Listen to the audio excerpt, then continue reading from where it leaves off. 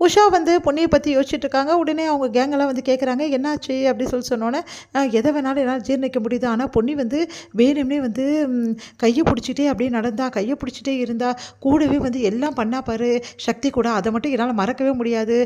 ஆனா ரொம்ப தான் ஓவரா போறா இந்த பொன்னி." அப்படி சொல்லிட்டு பேசிட்டு இருக்காங்க. பொண்ணு தெரியுது, கண்டிப்பா இவங்க 2 பேரும் வந்து வாழ ஆரம்பிச்சுருவாங்க. அப்ப என்னோட பொண்ணோட கதி அப்படி சொல்லிட்டு கேட்குறாரு. "சித்தப்பு நீங்க கவலைப்படாதீங்க. எப்படியாவது வந்து அவங்க 2 பேரும் பிரிச்சிடலாம். வேற ஏதாவது திட்டம் போடுவோம்." அப்படின்னு சொல்லிட்டு உஷா வந்து சொல்லிட்டு இருக்காங்க. இங்க வந்து என்ன ஆகுதுன்னா, நம்ம பொன்னி வந்து ரொம்ப டயர்டா இருக்காங்க. "என்ன பொன்னி என்ன ஆச்சு?" அப்படின்னோனே, "இல்ல நான் வந்து ஹீல்ஸ் போட்டு நடந்தேன் இல்லையா? அதனால என் குதிகால் வந்து ரொம்ப வலிக்குது." அப்படின்றாங்க. "சரி கவலைப்படாத." அப்படின்னு சொல்லிட்டு ஹாட் வாட்டர் எடுத்துட்டு வந்து அப்படியே வந்து மசாஜ் பண்ணி வந்து ஒத்தரம் குடுக்குறாரு நம்ம வந்து சக்தி பொன்னிக்கு. அத பார்க்கும்போது பொன்னிக்கு சந்தோஷம் தாங்க முடியல.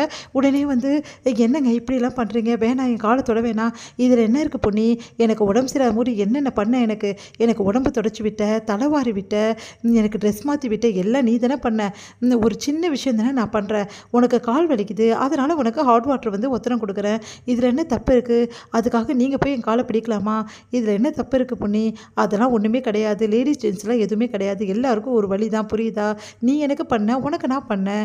அப்படின்னோனே, உடனே சந்தோஷம் தாங்க முடியல பொன்னிக்கு. சக்தி வந்து அவ்வளோ அழகா வந்து மசாஜ் பண்ணி, பொன்னியோட பாதத்துக்கெல்லாம் வந்து அழகா அழகா அழுத்தம் கொடுத்து, அவங்களுக்கு வலிய போக்க வைக்கிறாரு. அதெல்லாம் பார்க்கும்போது சந்தோஷமா இருக்கு பொன்னிக்கு. அவங்களால சந்தோஷத்த தாங்கவே முடியல. "சக்தி" அப்படின்னோனே, "என்ன பொன்னி சொல்லு." ரொம்ப நன்றி சக்தி." அப்படின்றாங்க. "எதுக்கு நன்றி? நீ எனக்கு செஞ்சதுக்கு நான் உனக்கு ஏதாவது நன்றி சொல்லணுமா? நமக்குள்ள என்ன இருக்கு நன்றி?" அப்படின்றாங்க. உடனே வந்து பொன்னிக்கு சந்தோஷம் இல்ல. அப்பன்னா சக்தி என்ன சீக்கிரமா ஒய்ஃபா ஏத்துப்பாரா? கண்டிப்பா வந்து ஏத்துக்கிட்டாரு தான் நெனைக்கிறேன். அதனால தான் சக்தி வந்து நமக்குள்ள என்ன இருக்கு அப்படின்னு சொல்லிட்டு கேட்டாரு. அப்படி சொல்லிட்டு ரொம்ப சந்தோஷப்படுறாங்க பொன்னி. இங்க வந்து சக்தி வந்து, "சரி பொன்னி உனக்கு கால் இப்ப எப்படி இருக்கு? பரவாயில்லையா?" அப்படின்னா, "ரொம்ப நல்லா இருக்கு." "சரி பொன்னி இப்படியே நல்லா ஹாட் வாட்டர் வச்சிருக்கேன்ல கால்ல நல்லா தூங்கு.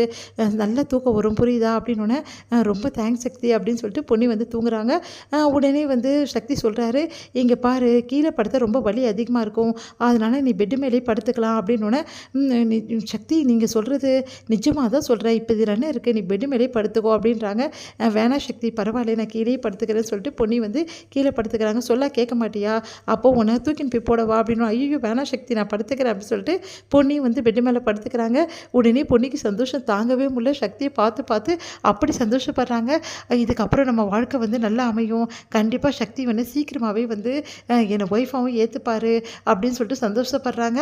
இங்க வந்து சக்தி பொன்னிய பார்த்துட்டு அப்படியே தூங்கி போறாரு. இதோட முடியுது.